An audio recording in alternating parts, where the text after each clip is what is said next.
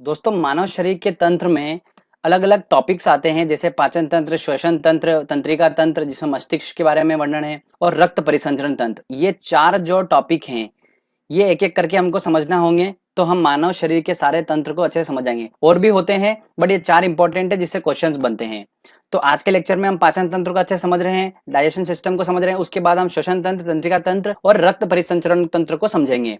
एक एक करके सारे वीडियो भी आने वाले हैं, आप बिल्कुल निश्चिंत हो जाइए। सबसे पहले हम पाचन तंत्र को डिस्कस करते हैं। चलिए दोस्तों मैं आपको सबसे पहले एक इंपॉर्टेंट पॉइंट बता देता हूँ। हम खाना खाते हैं, खाना खाने के बाद जो हमारा खाना होता है वो बॉडी में जाता है और पाचन उसकी क्रिया होती है।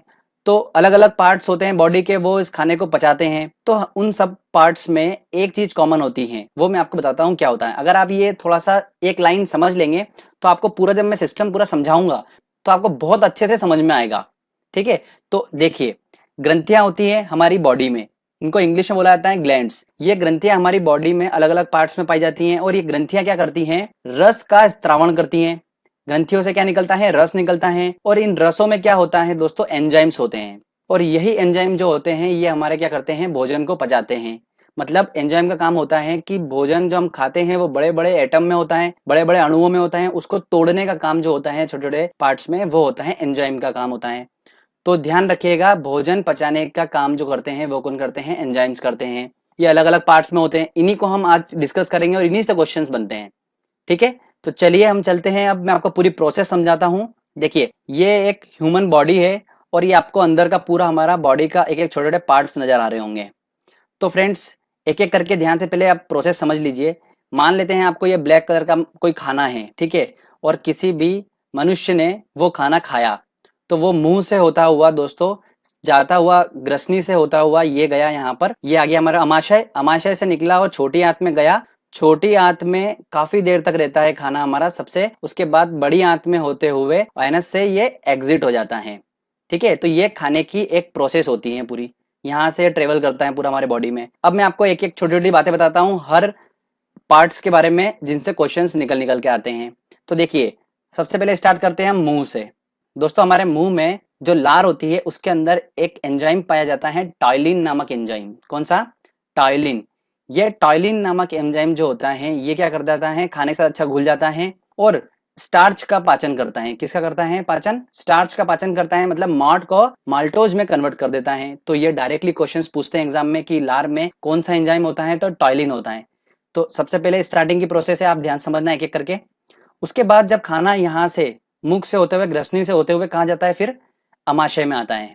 कहाँ पर आता है दोस्तों, अमाशय, स्टमक में आता है। अमाशय में आ जाता है, उसकी प्रोसेस आप समझिए कि यहाँ पर क्या होता है। अमाशय में दोस्तों ध्यान रखिएगा, जो खाने में प्रोटीन होता है उस प्रोटीन का पाचन जो होता है वो कहाँ होता है, अमाशय में होता है, मतलब स्टमक में होता है। तो देखिए ध्यान से सुनिएगा, इसकी दीवारों पर गैस्ट्रिक ग्रंथियां होती हैं। कौन सी होती हैं, गैस्ट्रिक ग्लैंड्स होती हैं। इसको हिंदी में बोला जाता है जठर ग्रंथि। इससे कौन सा रस निकलता है, गैस्ट्रिक रस निकलता है। मैंने आपको बताया था ग्रंथियां जो होती हैं वो रस निकालती हैं और रसों में क्या होता है, एंजाइम होता है और वही खानों का पाचन करता है। ठीक है, तो गैस्ट्रिक ग्रंथि जो है उससे गैस्ट्रिक रस निकला और इस गैस्ट्रिक रस में क्या क्या होता है दोस्तों, HCl होता है, हाइड्रोक्लोरिक अम्ल होता है, पेप्सिन एंजाइम होता है और रेनिन एंजाइम होता है। तो दो एंजाइम इसके अंदर होते हैं, पेप्सिन और रेनिन। समझ में आया आपको। अब ये पेप्सिन नामक जो एंजाइम होता है इसका बहुत इंपॉर्टेंट रोल रहता है, क्योंकि ये क्या करता है, प्रोटीन को पेप्टॉन्स में कन्वर्ट कर देता है। किस में कन्वर्ट कर देता है, पेप्टॉन्स में कन्वर्ट कर देता है पेप्सिन नामक एंजाइम। ठीक है, और ये पेप्टॉन्स और कुछ प्रोटीन जो होते हैं फिर ये अमाशय से आगे निकलते हैं। ठीक है, अमाशय से एग्जिट होते हैं और किधर जाते हैं, देखिए दोस्तों, ये आपको ऑरेंज कलर का पार्ट दिख रहा है, ये है छोटी आंत, जिसको बोला जाता है स्मॉल इंटेस्टाइन। अमाशय से छोटी आंत में जब खाना जाता है, ऑलमोस्ट अमाशय में यहाँ पर खाना जो होता है उसका पाचन हो जाता है। उसके बाद ये जो जाता है छोटी आंत में, इससे पहले यहाँ पर आकर कुछ रस इससे मिलते हैं, जूस इससे मिलता है। कहाँ पर मिलता है, बिल्कुल छोटी आंत के पॉइंट पर। तो मैं आपको बताता हूँ कौन सा दो अलग अलग टाइप के जूस होते हैं वो। देखिए, ये आपको दिख रहा है, ये पोर्शन होता है लीवर का, इसको बोला जाता है यकृत। यकृत में दोस्तों क्या होता है, ध्यान रखिएगा, अलग अलग टाइप की कोशिकाएं होती हैं और ये कोशिकाएं जो होती हैं ये स्त्रावित करती हैं पित्त रस। कौन सा, पित्त रस, जिसे बोला जाता है इंग्लिश में बॉइल।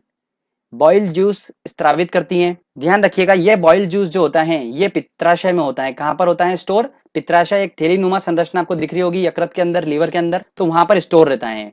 और ये जो पित्त रस है ये जाकर मिलता है कहाँ पर, जो अमाशय से अपना पेप्टोन्स और प्रोटीन आ रहे हैं, खाना आ रहा है, वहां पर जाकर ये पित्त रस उससे मिल जाता है और फास्ट रिएक्शन करता है खाने के साथ में। अब यकृत के बारे में कुछ इंपॉर्टेंट पॉइंट्स देख लो।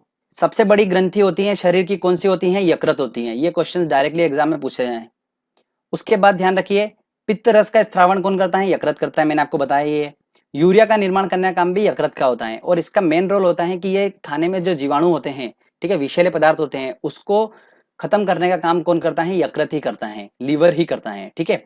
आपको ये देखो ब्लू कलर की आपको लाइन दिख रही होगी, एक आ रही है, अगला पार्ट जो हम डिस्कस करने वाले हैं अग्नाशय से, ये ब्लू कलर की लाइन आ रही है, ठीक है, और एक आ रही है यकृत से, और ये कहाँ मिल रही है? अमाशय के बिल्कुल एग्जिट पॉइंट पे, और जो हमारा हम स्मॉल इंटेस्टाइन पढ़ने वाले हैं, छोटी आंत के स्टार्टिंग पॉइंट पे मिलती है।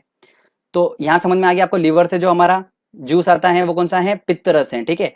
अब अग्नाशय जिसको बोलते हैं पेनक्रियास, यहाँ से भी एक अग्नाशय रस आता है जो कि कहाँ मिलता है? मैंने आपको बताया है, अमाशय से जो हमारा खाना पचा हुआ खाना आता है उसके साथ मिलता है। तो अग्नाशय में क्या होता है दोस्तों, ध्यान रखिए, अग्नाशय में बहुत सारी ग्लैंड होती हैं, ठीक है, ग्रंथियां होती हैं, वो अग्नाशय रस को निकालती हैं और अग्नाशय रस स्त्रावित करती हैं। उसके अंदर क्या होता है? ट्रिप्सिन नामक एंजाइम होता है। कौन सा? ट्रिप्सिन, जो कि अमाशय में हमने डिस्कस करा, पेप्टोन्स बन जाता है प्रोटीन का, और उस पेप्टोन्स को एमिनो अम्ल में कन्वर्ट करने का काम किसका होता है? इस ट्रिप्सिन नामक एंजाइम का होता है। समझ में आया बात को? तो ये अग्नाशय रस जो होता है और पित्त रस, यकृत से पित्त रस आ रहा है और अग्नाशय से कौन सा रस आ रहा है?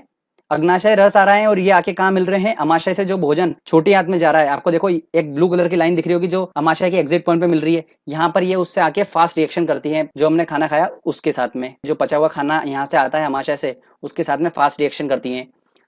फास्ट रिएक्शन करने के बाद जो खाना जो होता है कि ऑलमोस्ट पच जाता है खाना यहाँ पर, और इंटर करता है स्मॉल इंटेस्टाइन, मतलब छोटी आंत के अंदर, ठीक है, ये छोटी आंत होती है। और ध्यान रखिए दोस्तों एक इंपॉर्टेंट पॉइंट, कि मुंह से लेकर जो एनएस तक की जो हमारी आर नली होती है, ये लगभग होती है 10 से 12 मीटर की, इतनी लंबी होती है ये। ध्यान रखिए सबसे ज्यादा जो भाग होता है इसका, वो होता है छोटी आंत में, इस नली का। मतलब खाना जो होता है सबसे लंबे टाइम तक कहाँ रहता है? छोटी आंत में रहता है, स्मॉल इंटेस्टाइन में रहता है। तो ये क्वेश्चंस डायरेक्टली पूछते हैं। अब खाना यहाँ पर आ गया, कहाँ पर? छोटी आंत में। तो यहाँ पर इसकी जो दीवारें होती हैं छोटी आंत की, इसमें बहुत सारे एंजाइम्स होते हैं, और ये क्या करते हैं, यहाँ पर मेनली क्या होता है, जो पचा हुआ खाना आता है उसका अवशोषण यहाँ पर होता है। मतलब उसके अंदर से जल और खनिज लवणों का अवशोषण होता है, कहाँ पर? छोटी आंत के अंदर। उसके बाद जो होता है, मैंने आपको बताया था, यहाँ से खाना कहाँ जाता है? फिर बड़ी आंत में इंटर करता है, और बड़ी आंत से होता हुआ खाना जो होता है दोस्तों, ये बड़ी आंत में इंटर करता है। बड़ी आंत के बाद ये खाना एनएस से एग्जिट हो जाता है, ठीक है, बचा हुआ जो वेस्टेज होता है वो सारा एनएस से एग्जिट हो जाता है। तो ये एक पूरी प्रोसेस है, आपको समझ में आया होगा अच्छे से। अब क्वेश्चन कैसे बनते हैं, देखिए क्वेश्चन ये बनते हैं कि लार में कौन सा एंजाइम होता है, तो टॉयलिन एंजाइम होता है। बहुत छोटे छोटे क्वेश्चन बनते हैं। हाइड्रोक्लोरिक अम्ल जो होता है वो कहाँ पर पाया जाता है, तो वो अमाशय में पाया जाता है, स्टमक में। ये क्वेश्चंस बनते हैं। पेप्सिन जो होता है वो प्रोटीन को काय में कन्वर्ट करता है? पेप्टॉन्स में। प्रोटीन जो होता है पूरी प्रोसेस में काय में कन्वर्ट हो जाता है, तो एमिनो अम्ल में कन्वर्ट हो जाता है। तो ये छोटे छोटे क्वेश्चंस पूछते हैं। ये हमको सिस्टम आपको बहुत आसानी समझ में आया होगा। मैंने छोटे छोटे पार्ट्स को बताया और इंपॉर्टेंट पॉइंट बताए। बहुत सारा है पढ़ने को, बट हमको वो पॉइंट पढ़ना है जिससे क्वेश्चंस बनने के चांसेस बहुत ज्यादा होते हैं। ठीक है दोस्तों, तो ये आपको पूरा सिस्टम समझ में आ चुका है। अब दोस्तों एक पॉइंट ध्यान से सुनिए, हमने ये जरूर पढ़ लिया कि सबसे बड़ी ग्रंथि यकृत होती है, तो हमारी बॉडी में सबसे छोटी ग्रंथि कौन सी होती है वो भी हम पढ़ लेते हैं, एक छोटा सा पॉइंट है। तो वो ग्रंथि होती है दोस्तों पिट्यूटरी ग्रंथि, जो होती है वो सबसे छोटी होती है और ये मस्तिष्क में स्थित होती है। तो इससे भी क्वेश्चंस बनते हैं, ठीक है, वेरी इंपॉर्टेंट पॉइंट है। दोनों आपको समझ में आ गया, बड़ी ग्रंथि छोटी ग्रंथि, है ना। तो चलिए अब ये आपको प्रोसेस पूरा समझ में आ चुका है। अब मैं आपको दोस्तों, हमारा मानव शरीर में पाचन का अधिकांश भाग किस अंग में संपन्न होता है? देखिए मैंने आपको बताया था कि पाचन का जो सबसे अधिकतम भाग होता है वो कहाँ पर होता है? छोटी आंत में होता है। जो आर नली होती है सबसे लंबी कहाँ पर होती है? छोटी आंत में उसका पार्ट होता है। तो खाना जो अधिकांश भाग पाचन का जो होता है वो कहाँ पर होता है? छोटी आंत में। तो सी आंसर होगा। पाचन तंत्र का हिस्सा नहीं है, कौन सा पार्ट पाचन तंत्र का हिस्सा नहीं? देखिए यकृत है, पित्राशय बिल्कुल है, और आंत बिल्कुल है, बट कार्निया नहीं है। तो इसका आंसर लगेगा सी आंसर। अधिकतम पोषक तत्व रक्त में कहाँ से अवशोषित किए जाते हैं? देखिए अवशोषण करती है छोटी आंत, तो इसका आंसर लगेगा सी आंसर। आगे और क्वेश्चन देखते हैं। अगला क्वेश्चन आता है दोस्तों, लार में कौन सा एंजाइम होता है? देखिए लार में मैंने आपको बताया था टॉयलिन नामक एंजाइम होता है, और मैंने आपको बताया था ये स्टार्च का पाचन करता है, ठीक है, मुंह के अंदर क्या होता है? स्टार्च का पाचन होता है। तो इसका आंसर क्या? B answer. पेट में भोजन पचाने के लिए निम्नलिखित में से किसकी खास आवश्यकता होती है? देखिए हवा, पानी, एंजाइम, खनिज। तो आंसर लगेगा इसका सी आंसर, एंजाइम की आवश्यकता होती है। लार किसके पाचन में सहायक होती हैं? देखिए प्रोटीन, स्टार्च, वसा और फाइबर। तो स्टार्च के पाचन में लार सहायक होती हैं। इंपॉर्टेंट क्वेश्चन है बहुत, तो इसका आंसर होगा बी आंसर। चलिए आगे और क्वेश्चन देखते हैं हम। मानव के अमाशय में एक्स अम्ल उत्पन्न होता है जो भोजन के पाचन में सहायक होता है, तो ये एक्स है। कौन सा अम्ल यहाँ पर उत्पन्न होता है? एसिटिक अम्ल, मेथेनोइक अम्ल, हाइड्रोक्लोरिक अम्ल, HCl या सिट्रिक अम्ल? तो मैंने आपको बताया था दो एंजाइम होते हैं यहाँ पर। कौन कौन से होते हैं दो एंजाइम? पेप्सिन और रेनिन, प्लस साथ में HCl भी होता है, गैस्ट्रिक रस से निकलता है ये। तो गैस्ट्रिक रस में होता है ये, तो इसका आंसर क्या लगेगा? C answer, HCl। अगला क्वेश्चन है, पचे हुए भोजन में विषैले पदार्थ कौन सा अंग चूषण करता है? तो वो करता है यकृत। मैंने आपको बताया जीवाणुओं का खत्म करता है, किसका काम होता है? यकृत का। अगला क्वेश्चन है, पेप्सिन एक है, पेप्सिन एक क्या है? हार्मोन, विटामिन, खनिज या एंजाइम? तो एंजाइम है, इसका आंसर लगेगा डी आंसर। चलिए आगे और क्वेश्चन देखते हैं।